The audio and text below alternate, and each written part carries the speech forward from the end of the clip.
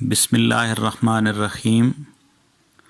سامعین محترم، دنیا میں کرونا وائرس کی شکل میں ایک آزمائش اتری ہے۔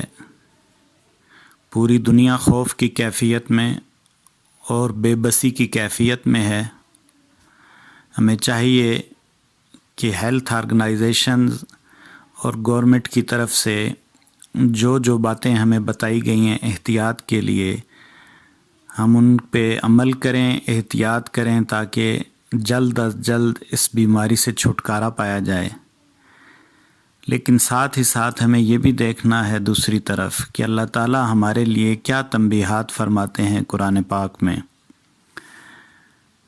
اللہ تعالیٰ نے سورہ انبیاء کی آیت نمبر 1، 2 اور اسی طرح 11، 12، 13، 14، 15 میں ارشاد فرمایا، لوگوں کے حساب کا وقت قریب آ گیا، پھر بھی وہ بے خبری میں منہ پھیرے ہوئے ہیں۔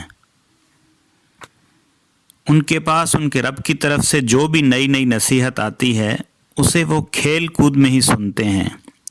ان کے دل بالکل غافل ہیں، اور کتنی ہی بستیوں کو ہم نے پیس ڈالا جو ظالم تھیں۔ ان کے باسی گناہگار، سرکش اور نافرمان تھے، چنانچہ انہیں سزا کے طور پر نیست و نابود کر دیا گیا، اور پھر ان کے بعد ہم نے اٹھا کھڑا کیا دوسری قوموں کو۔ پھر جب انہیں محسوس ہوا ہمارا عذاب تو اس سے بھاگنے لگے۔ اس وقت انہیں کہا گیا، اب بھاگو مت اور واپس جاؤ اپنے سامان تعیش اور محلات کی طرف، شاید کہ وہاں تمہیں پوچھا جائے، شاید وہاں تمہیں اپنا کوئی پرسان حال یا خبرگیری کرنے والا مل جائے۔ انہوں نے کہا، ہائے ہماری شامت، ہم تو خود ہی ظالم تھے۔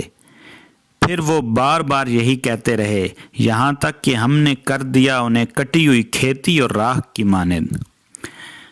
ہمیں چاہیے کہ اللہ سے دعا مانگیں، اپنے گناہوں کی معافی مانگیں، تاکہ اللہ تعالیٰ اس آزمائش کو جلد از جلد ہم سے ٹال دے۔